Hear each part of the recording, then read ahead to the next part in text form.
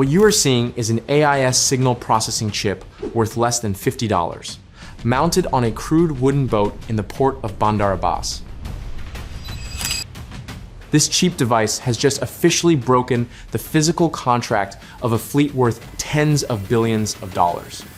Inside the Combat Information Center of an Arleigh Burke-class superdestroyer, the Aegis algorithm, the most sophisticated military brain in the world, has just been deceived. On the radar screen, that $50 chip is drawing a 300-meter-long cargo ship, moving slowly at civilian speed. But only seconds later, a second icon, then a third, then 12 similar ghost signals simultaneously begin to encircle Spruance. From the perspective of the last century, the stronger side was the one with the bigger guns. But in Hormuz, at dawn today, that rule has been torn apart. Iran believes it has used these ordinary objects to design a perfect trap to bury Spruance.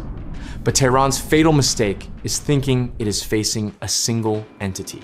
In modern naval warfare, that $50 chip may blind the eyes of one ship, but it cannot deceive a multi-domain nervous system.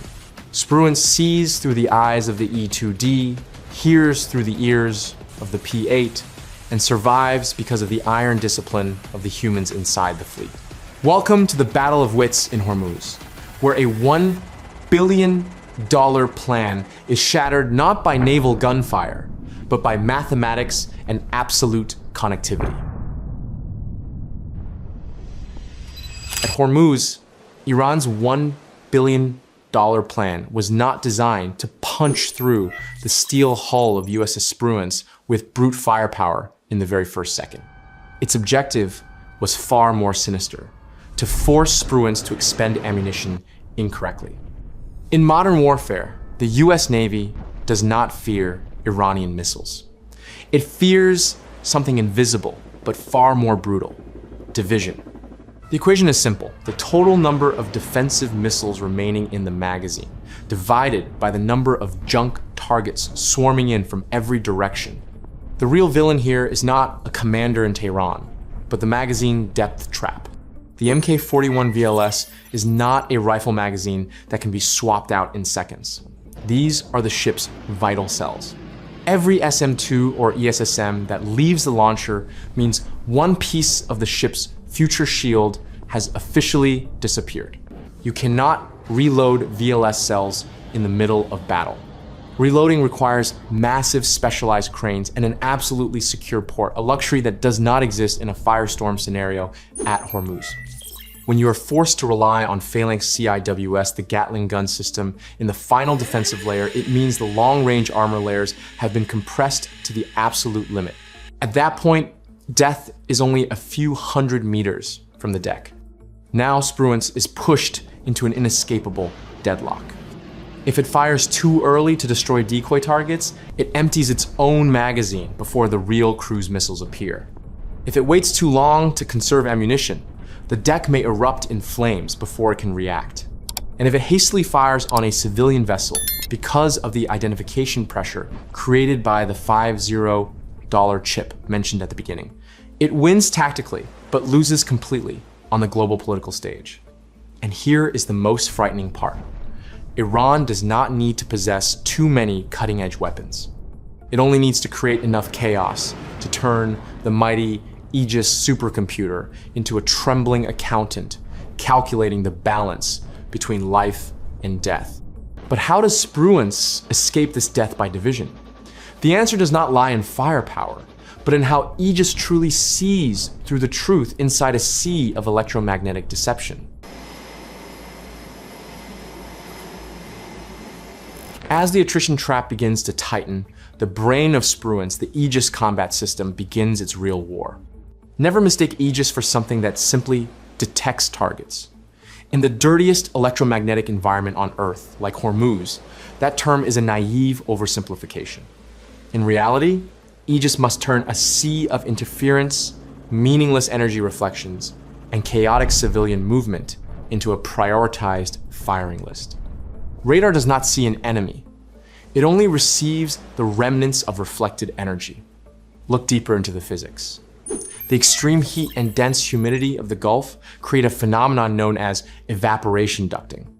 It bends radar beams close to the water's surface, causing signals to travel unusually far or become so distorted that identification becomes impossible. Spruance's radar must strip away billions of gigabytes of sea clutter reflections from the violent waves themselves to find one tiny bright spot hiding just below the radar horizon. At the same time, the fake AIS chips mentioned earlier are trying to overlay this tactical picture with a fog of false identities. Inside the CIC, war does not appear as fire and smoke. It appears as symbols, velocity vectors, altitude, and most importantly, probability.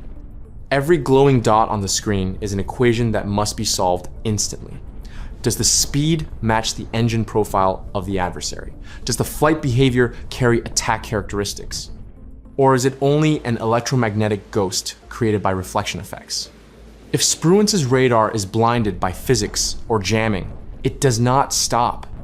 It immediately leases a brain from the network. It uses the eyes of an airborne early warning aircraft 100 miles away, uses the ears of a submarine on the seabed, and rebuilds the tactical picture. Spruance is now a neural node, receiving data from every direction to erase ambiguity. USS Spruance survives not because its radar possesses limitless power or absolute perfection. It survives because it has learned to stop trusting a single sensor. It survives because it is no longer alone in the dark. When one link is attacked, thousands of other links in the network open up to compensate, turning every Iranian attempt to contaminate the data into meaningless calculations. In the dark room of Hormuz geography, where the curvature of the Earth and hidden rock formations conceal the enemy, USS Spruance needs more than a powerful radar. It needs position. And that is when the E-2D Advanced Hawkeye appears like an all-seeing god from the upper atmosphere. Make no mistake, Hawkeye does not simply see farther. It is a platform that breaks the physical limit of the radar horizon. When Iran's Shahed drones try to skim close to the waves to exploit the curvature of the planet, Hawkeye looks downward from above, separating them from sea clutter with ease. When Shahed drones or fast attack boats deliberately fly low or move close to the surface to exploit sea clutter, they are placing themselves directly into Hawkeye's ideal kill box. Instead of looking horizontally and being obscured by haze or waves, Hawkeye looks down. That elevated viewing angle allows it to track sea-skimming targets with clarity, completely eliminating the electromagnetic illusions caused by the ducting effects we dissected earlier. All tactical information is encrypted and transmitted directly into the brain of Spruance. Hawkeye does not merely send data, it provides second-layer validation. It tells the officers inside the CIC what is an electromagnetic ghost and what is a real mass of explosives rushing toward them.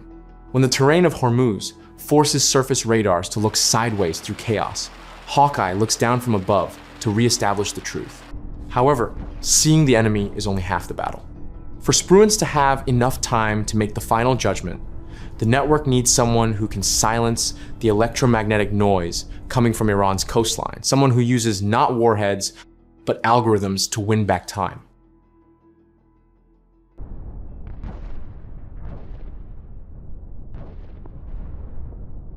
The moment Hawkeye begins stripping away the enemy's mask, Iran activates its next trump card, the electromagnetic wall. This is not an attack delivered with explosives, but an attack against connectivity itself.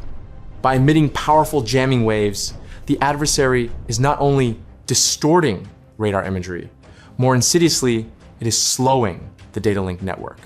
In modern warfare, when data moves slowly, death moves quickly.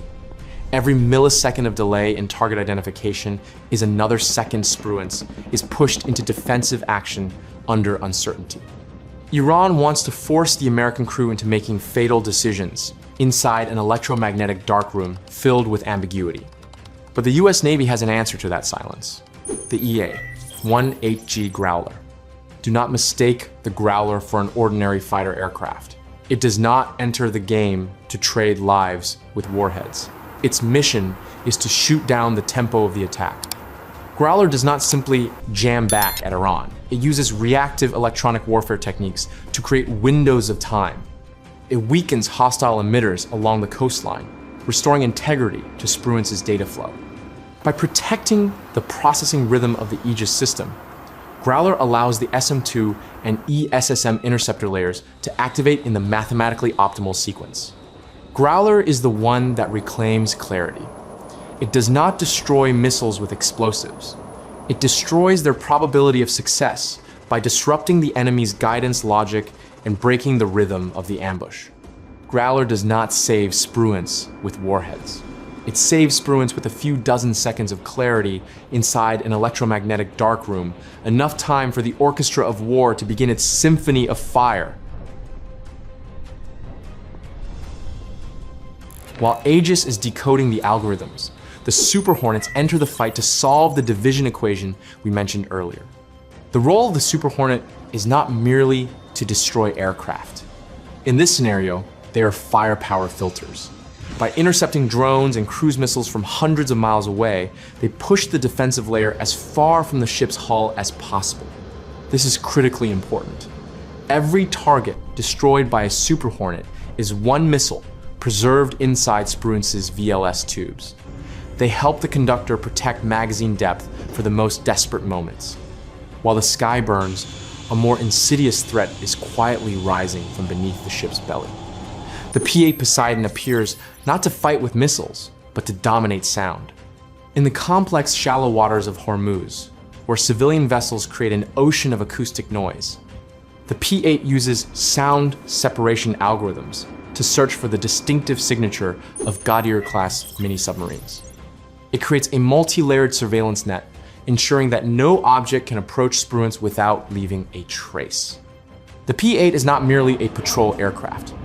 It is the one that clears the fleet's underwater blind spots.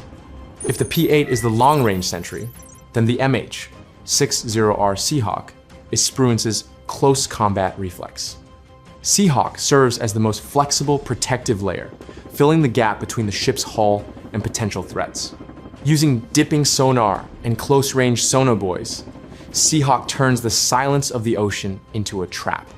When it detects an anomaly, it does not need to wait for a distant order. A Mark 54 torpedo can be dropped immediately to neutralize the predator. Seahawk is proof of the network's flexibility. It protects the soft underside of Spruance's steel fortress. Look at the full picture. USS Spruance is the central character, but it has never been a lone hero. It does not fight with a single sword, but with a vast orchestra of war. Every platform, from fighters high above to acoustic buoys below the surface, is an instrument in this defensive symphony. Iran believed it was surrounding one ship. In reality, it was trying to confront an entire ecosystem designed so that every piece moves in perfect rhythm. When this network operates, the adversary's $1 billion is no longer a weapon. It becomes debris drifting on the surface of the sea. We must have the courage to face one truth. America's warfare network is immensely powerful, but it is not an impenetrable shield. Amid the chaos of Hormuz, no matter how advanced technology becomes, it must still kneel before the brutal limits of nature. Understand the pain of the engineers. Even the most advanced laser weapons or optical sensors can become useless after a single Gulf sandstorm.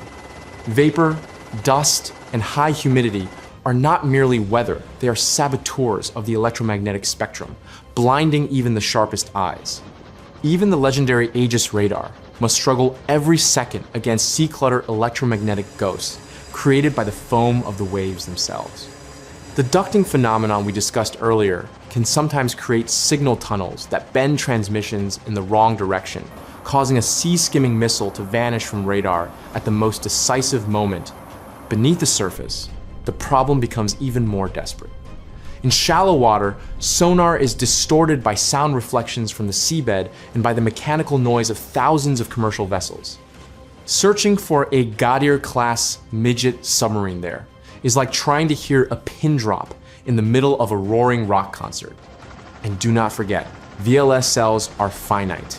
When the last missile leaves the launcher, Spruance becomes only a massive block of steel with no remaining long-range self-defense. Data link, the nervous thread of the network, can be disrupted at any moment by intense electromagnetic attack. No defensive system on Earth guarantees 100% certainty. We must understand American power correctly. Kill web does not erase blind spots. It is not magic that turns night into day. The true nature of kill web is to make those blind spots smaller, shorter-lived, and extraordinarily difficult for the enemy to exploit. The truth is that Spruance survives not because it has no weaknesses, but because its network knows how to cover those weaknesses with the presence of other platforms. Yet the line between glorious victory and catastrophic destruction is no wider than a single strand of the electromagnetic spectrum.